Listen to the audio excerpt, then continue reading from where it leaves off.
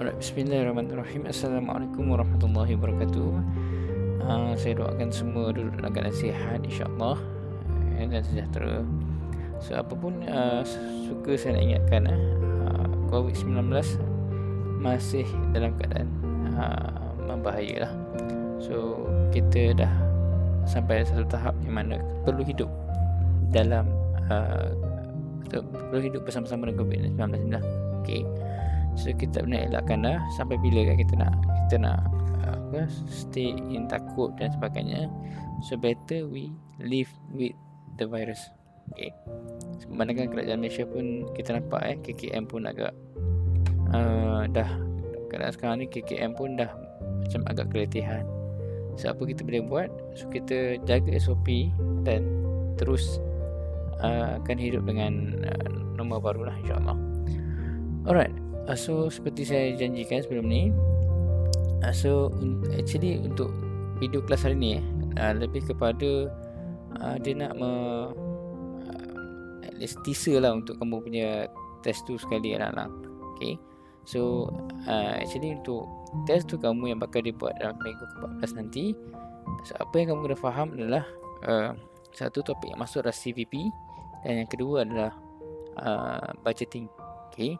So budgeting bagaimana yang masuk. Okay. So actually pesyarah diberi kebenaran untuk memberitahulah tajuk apa yang masuk kan. So apa yang kamu perlu fokus. So that's why bagi saya penting untuk video atau kelas hari ini. Untuk apa? Untuk maklumkan kepada kamu yang masuk adalah CVP dan budget, specifically cash budget. Okay. So kita tengok kebanyakan soalan-soalan dalam final exam semua soalan-soalan yang production, budget dan sebagainya kan, yang biasa kalau kita format yang ada lah. Tapi cash budget ni jarang keluar. Okay.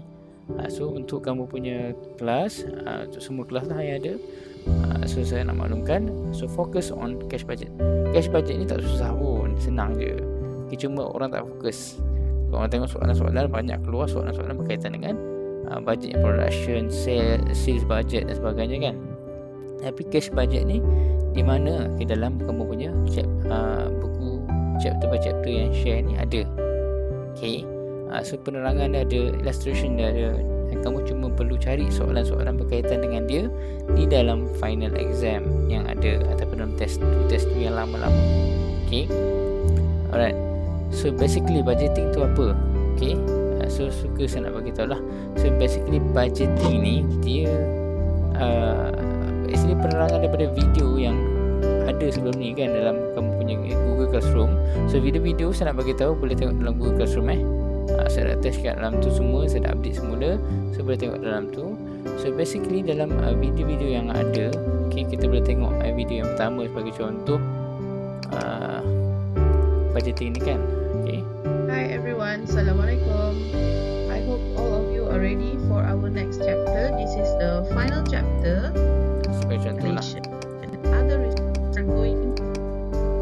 So dah beritahu planning budget apa semua kan. Tapi satu kekurangan dalam video ni saya nampak dia explain kan apa tu budget apa semua kan, tapi dia tak ada keluarkan cash budget.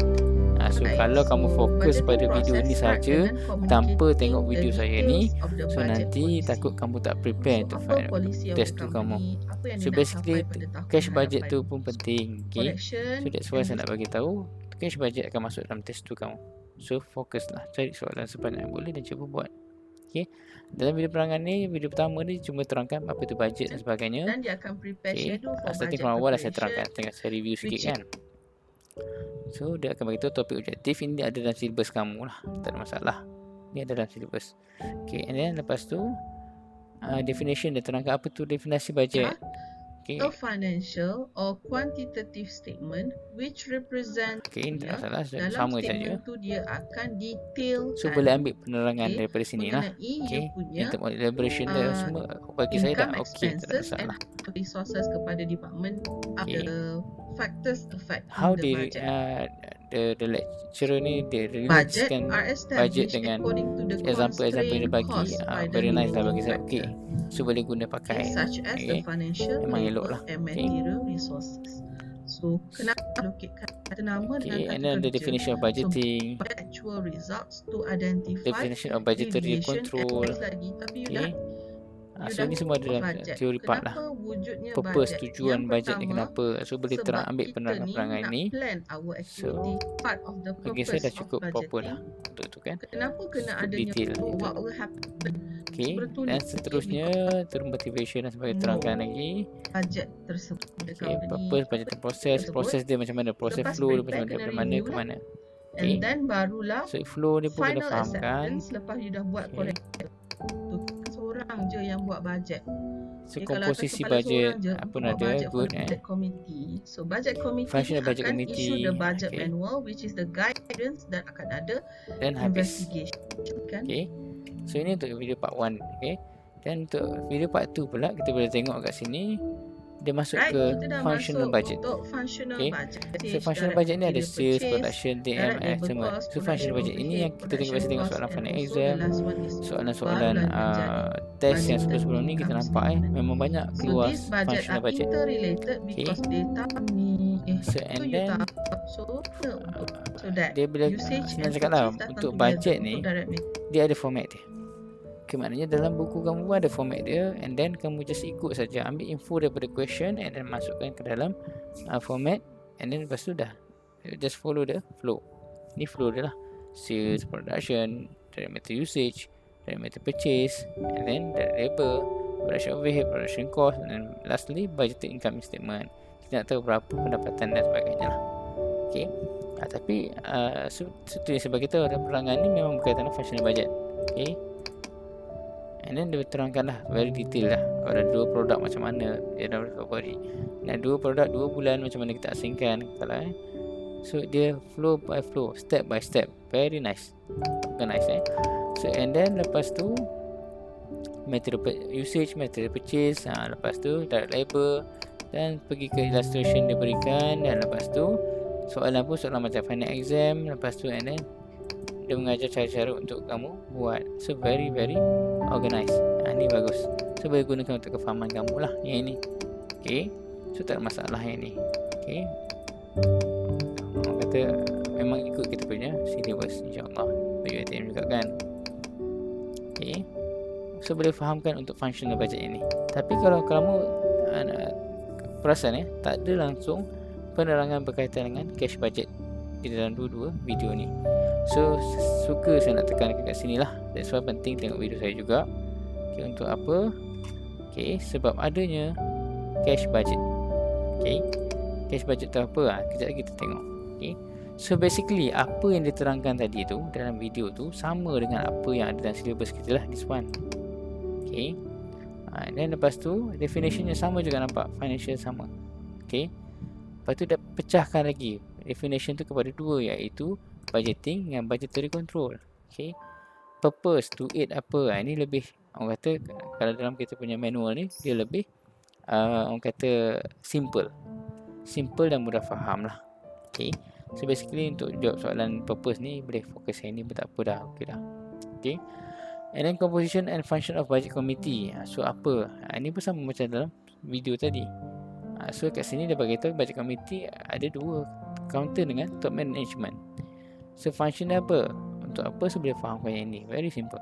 Okay, so budgeting process from A to H, this one so boleh faham dengan flow tadi. So mungkin video tadi lebih orang kata lebih senang faham sebab apa, dia ada dalam bentuk gambar rajah. Okay, better. Okay, functional budget. Okay, apa tu functional budget? Ada master budget ataupun nama lainnya master budget. Okay, consists of operating and financial budget.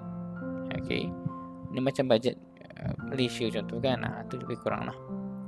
Ni pun ada sales budget, production budget, ada direct material usage and purchase budget, direct labor budget, overhead cost budget. Okay, ini semua sama macam dalam video tu lah. Nak faham kan senang. Okay, dalam video tu very detail, dia bagi 2 produk pula kan. Dalam manual ni dia bagi 1 saja contoh, tapi dalam video tu dia bagi 2, so better lah. Okay, so tapi macam mana pun still come up to the same objektif lah. Kamu nak kira functional budget. Okay, ini flow dia. Okay, so dalam buku manual kamu ada illustration dan boleh cuba buat fahamkan. Okay, trousers, jacket ni kan. And then sama juga dalam video pun ada juga contoh dan boleh cuba buat yang tu juga. And then dekat sini point yang paling penting. Okay, untuk functional budget dia sampai profit statement. Habis. Tapi untuk lepas tu ada cash budget. Ini yang tak ada dalam video tu. Yang mana kamu perlu fokus pada ni lah. So basically terus terang saya nak bagi tahu cash budget tak susah. Okay, cash budget macam kamu lah, kamu ada duit kan. Kamu akan listkan berapa baki awal duit kamu. Okay, lepas tu tambahkan dengan apa semua income yang kamu ada. Okay, lepas tu tolakkan semua expenses yang kamu ada. Barulah kamu dapat berapa baki akhir. So biasanya dia akan buat 2-3 tahun atau 2-3 bulan. Sebulan 1 bulan 2 bulan 3. Sebulan 1 baki awal berapa, lepas tu sale kamu berapa dan sebagainya, income yang ada. Lepas tu tolakkan expenses yang ada. So berapa baki akhir bawa ke atas jadi baki awal. Lepas tu untuk bulan baru, lepas tu tambahkan dengan semua sale dan apa-apa hasil daripada bulan kedua tu, tolak dengan expenses bulan kedua dan akhirnya dapat baki akhir cash budget untuk bulan kedua. Akan jadi baki awal ke bulan 3. Sama je kalau tahun-tahun lah. Okay, itu saja sebenarnya, tak susah. Okay, so saya terangkan kat sini. Kalau boleh saya terangkan dengan detail lah kat sini kan supaya kamu faham.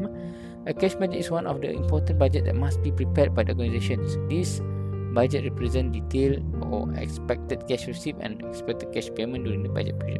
Okay, the main objective of cash budget is to determine the liquidity level of the organization. It is important to ensure whether the organization has access cash to pay all obligation. Kita pastikan syarikat tu ada cash yang mencukupi dan ataupun lebih untuk membayar semua tanggungjawab atau obligation yang ada lah. Okay, excess cash fund means total expected cash receipt. Penerimaan tu lebih daripada yang keluar.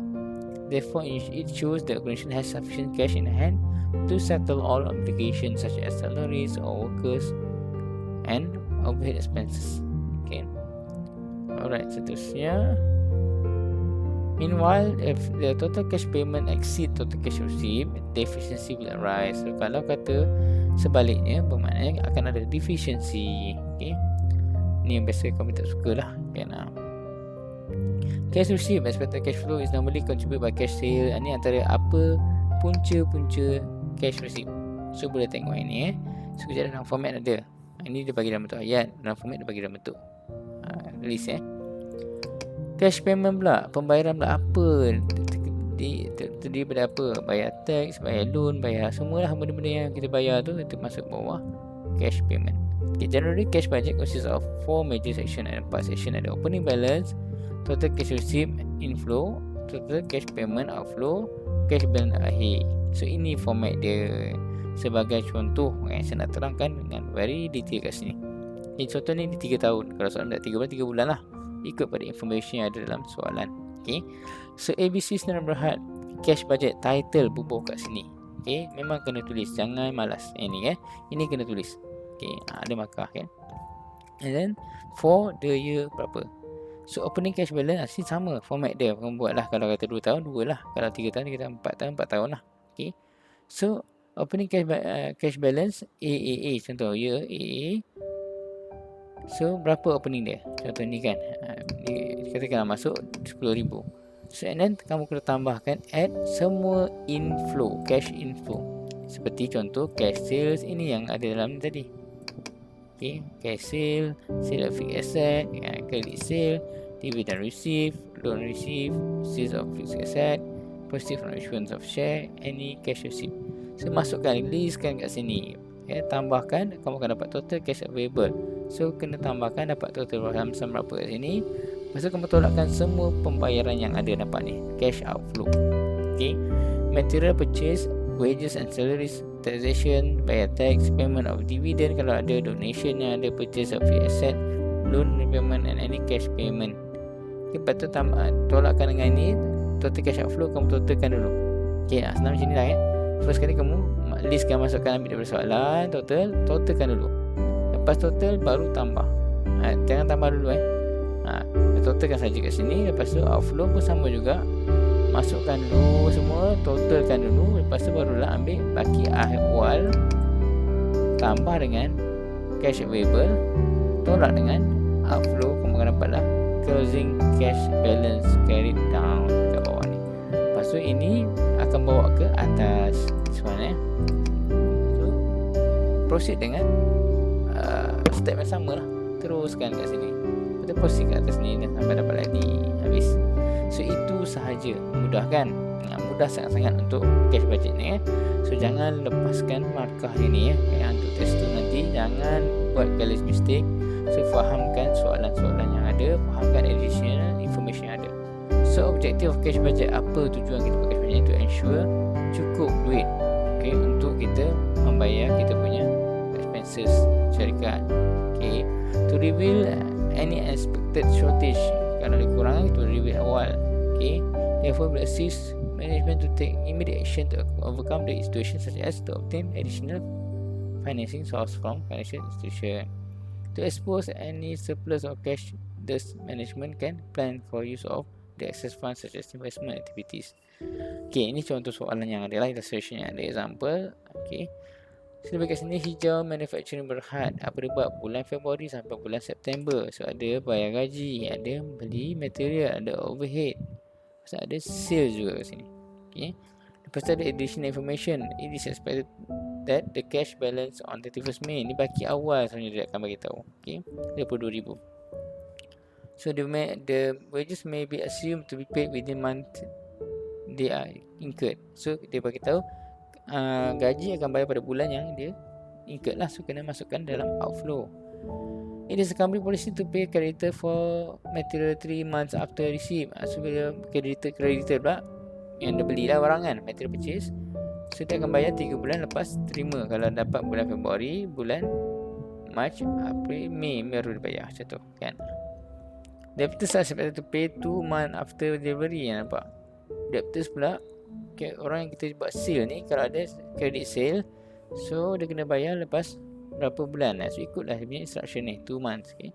10% of the monthly sale are for cash and 90% are sold on credit. Nampak? Kamu kena asingkan pula nanti cash ni sale 30,000, 10% adalah cash, and then bakinya 90% adalah credit. So maknanya hutang. So dia bagi tu hutang tu maknanya kamu tahu lah, ini 27,000 hutang, 3,000 cash pada bulan Februari. Lepas tu yang 27,000 tu bila nak bayar? Dia akan bayar lepas 2 bulan. So dia akan bayar pada bulan April nanti. So and then seterusnya. That's why kan penting untuk kamu buat soalan sambil tengok jawapan. That's why dalam buku manual ni ada jawapan sekali kat situ. So yang final exam kamu buat ataupun test tu yang ada, buat bila kamu dah faham. Included in the overhead figures, 2,000 per month which represent depreciation on motor vehicle. There is 1 month delay in paying overhead. So overhead yang ada ni dia akan bayar lambat. So bulan Februari tak adalah. Bulan Februari ni akan bayar pada bulan March. So itu yang dimasukkan dengan cash budget ni kan. Kamu kena faham soalan dan kamu just buat kiraan ikut pada soalan lah. Soalan nak macam mana, bagi additional information macam mana, kamu kena ikut lah. So tak ada no such thing kamu nak hafal dan sebagainya, tak payah Kamu just faham, lepas tu buat, let it go je. Apa yang kamu faham. There is 1 month delay dah. A loan of 25,000 will be repaid to bank on 30 June. Nampak? Dia beritahu Jun nanti akan bayar loan 25,000. Lepas tu ada new machine dia beli. Dia beritahu bila delivery dan sebagainya. Kalau ada apa-apa yang kamu kurang jelas, boleh tanyalah nanti Sale tax berapa. Nampak tax akan masuk all deductions. Ada payment payment lain ada kat sini. So apa yang dia buat, masukkan tajuk, cash budget untuk apa, bulan berapa.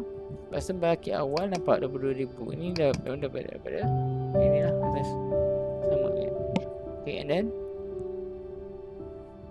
masukkan cash sale 10%.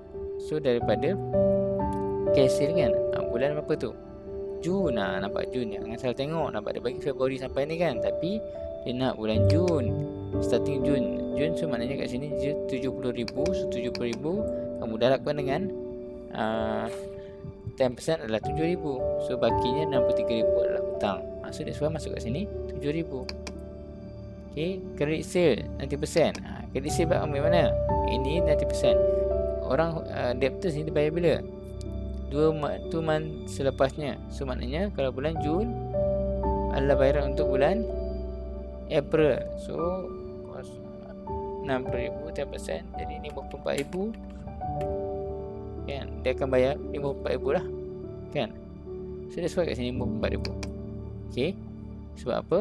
Sebab 90% daripada bulan April punya. So that's why kat sini 54,000. So dividend receive tak ada, check tak ada. Total cash outflow 83,000. Sebab apa? Tambahkan paket akhir kuasa. Okay, so and then seterusnya